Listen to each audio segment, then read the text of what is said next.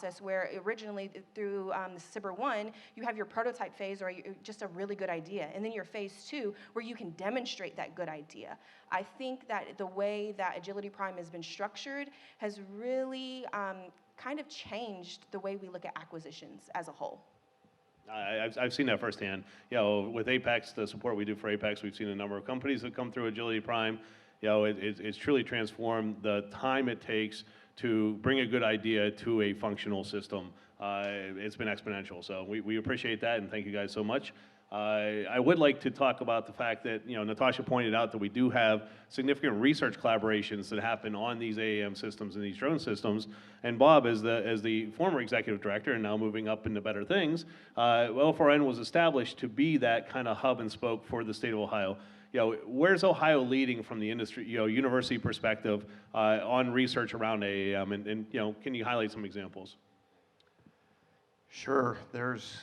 Actually, I would give everybody the opportunity to look at the OFRN website, and you'll find a wealth of information. I wouldn't be able to cover it all here, but what I have seen firsthand, the technologies are just extraordinary. And in fact, you know, part of what we do is to work with the Air Force and NASA Glenn, and we're providing, through these research projects, giving them solutions for the warfighter, for their mission, Agility Prime. These are new technologies that were, you know, years in the development, but now are being accelerated because of investments by OFRN to get them to a commercial place.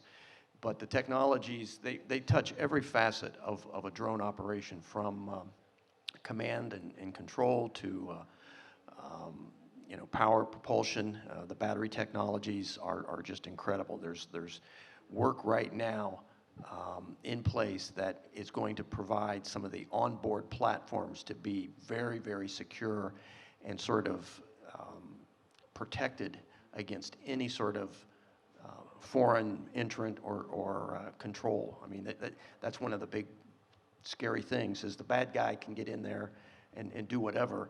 Well, that technology has been accelerated. There's a company right now in Dublin, Ohio. I'll go ahead and tout them. You know, Asymmetric is one. Converge, you guys are developing similar technologies. It is just so impressive to see the state of the art being advanced right here in Ohio. And I think that's what puts Ohio, again, gives them the competitive edge. I don't know that there's another state that has leveraged every research university in the state, all of our federal partners, industry, all working in a collaborative way to advance these technologies. I mean, everybody typically, they're in silos and they're doing their own little thing and hoping that someday somebody will see it or read about it. Not here. It's all worked in a collaborative way and accelerated through these partnerships. So again, go to the website, look at some of those technologies. They're extraordinary, and they will tell us and tell the FAA these technologies, these operations are safe. That's really the point. The sense and avoid technologies, the ability to fly these things autonomously and have no fear that they're going to hurt anybody.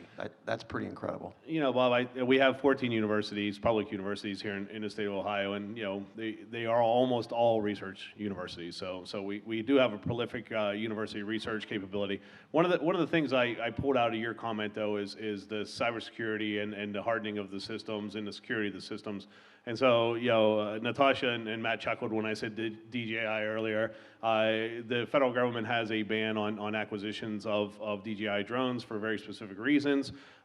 Natasha, I wanted to kind of ask, how much of this Air Force effort have you seen as a drive for national security purposes so that the U.S. starts taking a lead position in some of these technology developments, and how much of it was just pure use case?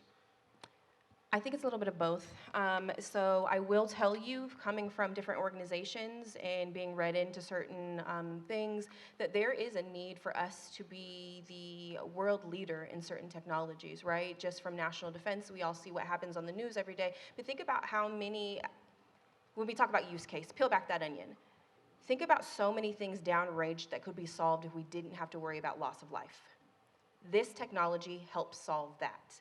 If it meant that the individuals that I love, the warfighter that's at the tip of the spear, can come home, that's the reason why I show up for my job every single day. I'm definitely passionate about this technology, but I think if you can kind of take not only what we can do in terms of grocery shopping and the ease of life or the quality of life, or think about individuals with disabilities, how wonderful that could be. We can lower the entrance to even flying these things. So one of the funny aspects of Beta is the fact that Harley sits out at Beta.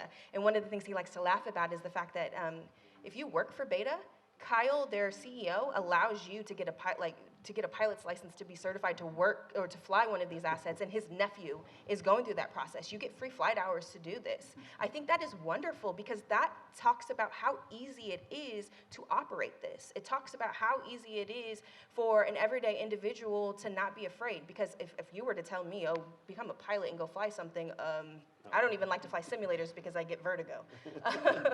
But back to kind of your point, I think what we have going on with Agility Prime, what we have going on in the commercial realm, translates to almost any industry. We have to be afraid. We need to not be afraid of what it means to cross that line. Again, failing fast. We are real. So everyone likes to use these bingo words about innovation and think about what we could do here in Ohio. Ohio used to be the Silicon Valley once upon a time.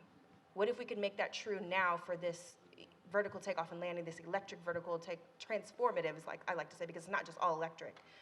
Imagine what we could do here, but really what we could do around the world. And so, Natasha, I think from the national security aspect of it, we certainly recognize that. But to your point, the growth of the U.S. economy and the onshoring of the manufacturing associated with these, which is not only a national security issue, but also is a country growth and economic issue. Matt, where do you see the need for us to start competing with international companies, especially in this space? Yeah, I think Natasha hit on a lot of things here, and I think Agility Prime as a program has kind of sparked that and brought a lot of attention to it. I think in general you're also seeing the growth coming through the VC space. We're seeing a lot of investment, a lot of domestic investment, which is extremely important in this space. U.S. VCs investing in this space and ensuring that as we think about additional technologies that help enable, the things that we're talking about today, having domestic capabilities in that space becomes foundational. I do think there's opportunities for growth. I think there's an opportunity for us to kind of re-grab the reins of buzzword innovation, but especially in this space, we have to be back in control. There is a need for us to lead at a global level. I think we realized that in the automotive industry, and so we started protecting it in the aerospace industry, and now I hope that we're going to start accelerating it here in the AAM space. So we're going to open the floor since we had a couple questions come in. So I got one in the back there. Kiana. Sorry, I can't see anybody with the lights. Hi, Key.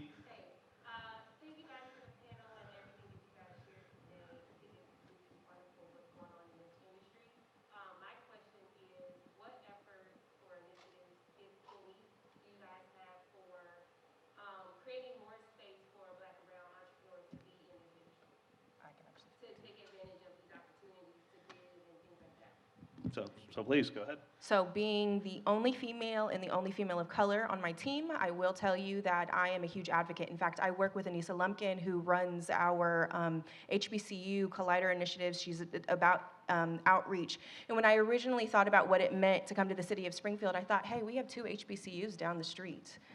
Have they been introduced to a lot of this technology? Because I looked at the statistics of the different universities that were granted money through the SIBR-SITR process. And I was actually one of the very first people to raise my hand to say, hey, I want to work with these institutions. I not only want to work at a university level, but I want to work at a 2-year institution or even at a CTC.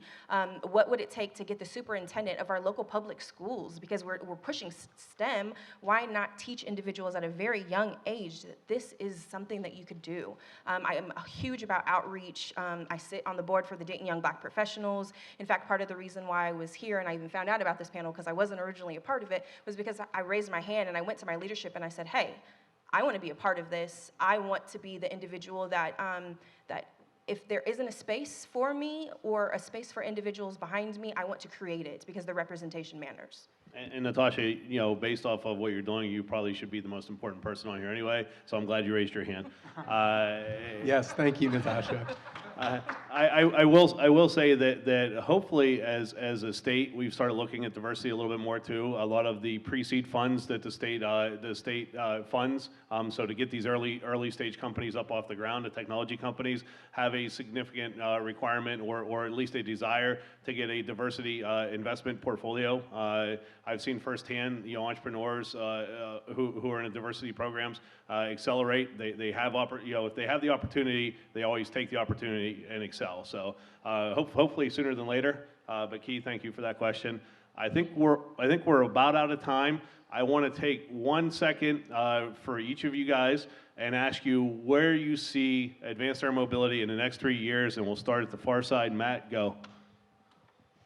Wow, I was hoping you'd start with Bob. In the next 3 years, I think we are going to be shocked, regardless of what we say. I think we're going to be shocked. I do think that we've talked about what's happening at Springfield. I think we're going to see more with the Agility Prime program, the work that's happening out in Springfield. I obviously will give another plug to Drone Express, and a continued scale out of that partnership with Kroger is high on my priority list to continue to support. Tom, what are you seeing? I think we'll continue to see the, you know, companies achieve some airworthiness. Right now, it's going through the military process, which I think is, we talked about it many times here, but I think one of the advantages we have that we've leveraged is it's a crawl, walk, run kind of strategy, and I think these companies that have figured that out, they have an end commercial type application, but the regulatory environment won't be there for 10 years, right? So if you're hoping to sell these aircraft to serve a commercial purpose, but the regulatory environment won't be there. So I think these companies that have figured out a military type, DoD type component or sales strategy to kind of nurse it along, I think are the ones that are going to be the most successful. But I think in 3 years, we're probably still going to be in this environment where regulatory framework's not set yet, but we'll see more companies achieving that airworthiness certificate from the FAA, which I think is the big first step. Okay.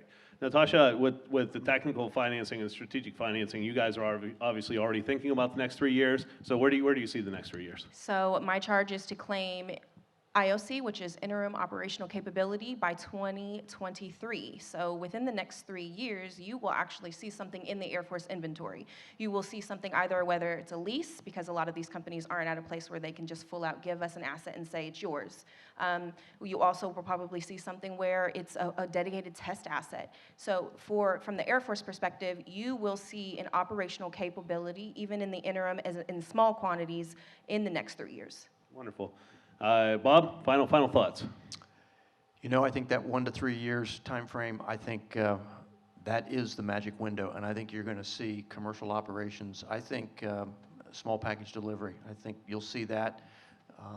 We'll order pizzas by drones, and I'm hopeful that all the lawyers can catch up and get the regulatory piece in place for that. But I do think we are very, very close.